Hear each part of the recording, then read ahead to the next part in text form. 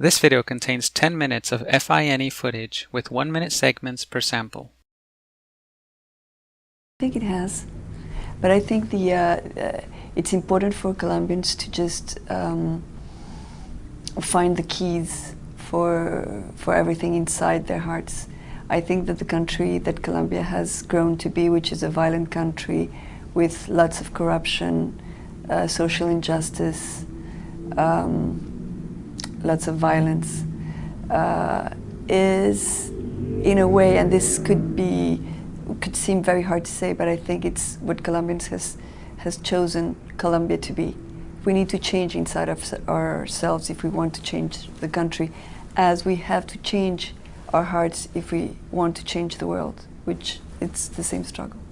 Then I thought it's the leadership. You need to be a good leader in order to move things. Now I think that the world is what we want the world to be, individually. Each one of us, we have our share of responsibility. And if we don't change inside ourselves. But I'd like to comment on that. And once a disc jockey was interviewing me, and he was very nice, and sympathetic, and he said, well, I hear you're running a school on nonviolence, you want people to stop being violent, that's great, but good luck. Well, maybe that's true, because you probably are never going to be able to stop people from bopping each other over the head, and getting mad on the spot and taking a swipe at somebody and getting boozed up and clobbering a buddy and all this stuff.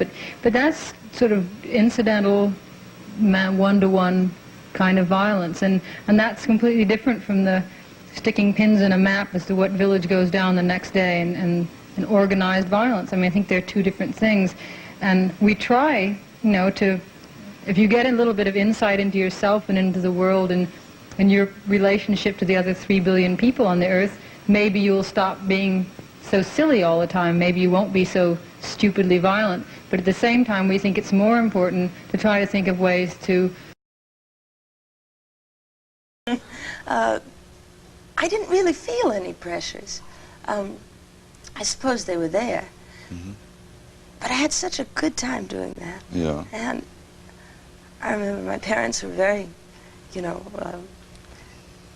helpful to me. They encouraged me to do whatever I wanted. Very supportive. Did you? First. Yeah. And I studied for a long time to do that. Yeah. And then I went and I saw my first series of Broadway shows. I went with my mom to New York, came here, and then I saw Bye Bye Birdie. Yeah.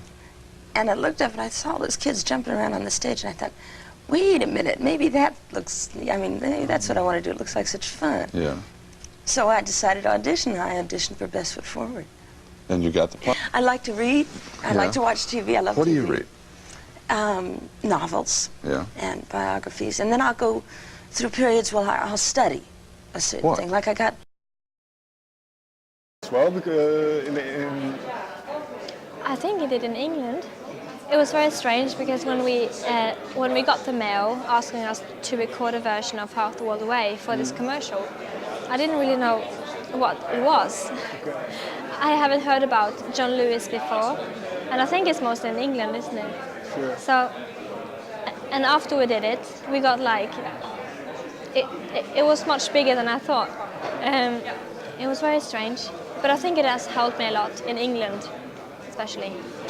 Was it, in a sense, a scary thing to do because you're covering an Oasis song, and Oasis is one of the biggest bands coming out of England? Yeah. It's kind of like I feel like I'm declaring war on all the Oasis fans in England. So it was a bit scary because I know that, especially in England, they are really hardcore fans of Oasis. But I didn't really do it. I just. Introverts have been taught to kind of fake it and to pass as extroverts. So it's not always easy to spot the introverts among us. I recently wrote a book called Quiet, The Power of Introverts in a World That Can't Stop Talking. Introversion is really about how you respond to stimulation, including social stimulation. So extroverts crave large amounts of stimulation. That's how they feel at their best. But introverts feel most alive and most switched on when they are in quieter environments. Bill Gates is a pretty well-known introvert. Another interesting introvert, I think, is probably President Obama, who, even if you look at the first few pages of his memoir, Dreams from My Father, He opens by talking about his love for solitude and how solitude is where he feels, in his solitude, he feels the safest. The ideal self in this culture is bold, it's alpha, it's gregarious, it's comfortable in the spotlight. And these values are reflected in our schools and our workplaces. So introverts are routinely passed over for leadership positions, even though the leaders haven't. But even as I answer that, I know that someone's cutting this on YouTube to make it look as though I gave you hope. Well, I keep saying that I feel I wrapped Harry's story up. And you got to know, look, I have always said never say never. Well, not never say never. I've always said I'm not going to say I definitely won't, because I don't see why I should say that. But I think Harry Potter 8, as in what happened next to Harry, Ron and Hermione, I don't think that's going. I wanted to turn the page. I'm very ashamed of myself, and I thought, no, if it's as bad as it looks, you have to do something. Let's remind people. Right, so Lumos, for those who don't know, Right. is a spell I created in the Harry Potter books. It's a light-bringing On very a dark much place. so, exactly right. So that it's twofold. First of all, bring the problem. So we need to shine a light on the problem, but there's also the image of bringing light in darkness. So obviously we are looking to help these children. And hi, I'm Jill Stein, and I am fasting with the Fast for the Climate. And it's an honor to be joining with many other people around the world who are showing solidarity with those who don't have a choice about fasting, but who are struggling to survive, to find enough food and water and shelter to be able to survive the climate crisis. So it's very exciting as we begin to join together as never before in a global climate fast. And I encourage others to participate as one of the many ways that we can take action, because climate has reached the proportions, unprecedented proportions now as a crisis. So it's very important for us to begin taking extraordinary actions and unprecedented actions together. Another one of those actions right now are the divestments, and we're seeing. No. I think he thinks about Linux a lot, because I just think that he's a person and he worries about anything that keeps his baby from being number one. And Linux is one of those things.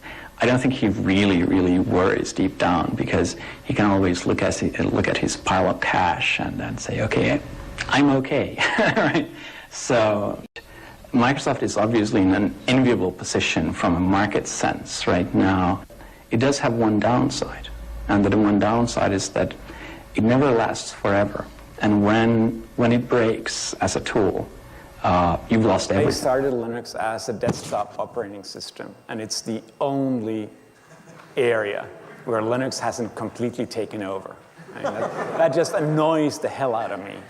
It's like, you said it has had some success in the mobile operating system. Google's last numbers were 900,000. Bioengineering is really reversed the order of the words. It's the engineering of biology. And so when I think about bioengineering, I think about how we can partner with the living world to make the things that our civilization depends upon, and to get much better at doing that. Let me give you an example of something we're making in the lab here at Stanford. So we're building genetically encoded data storage. And so, for example, we can take enzymes that will recognize sequences of DNA in a genome of a cell and direct these enzymes to flip the DNA back and forth. DNA, when it's in a genome, will have an orientation. It can be pointing in one direction or an opposite direction.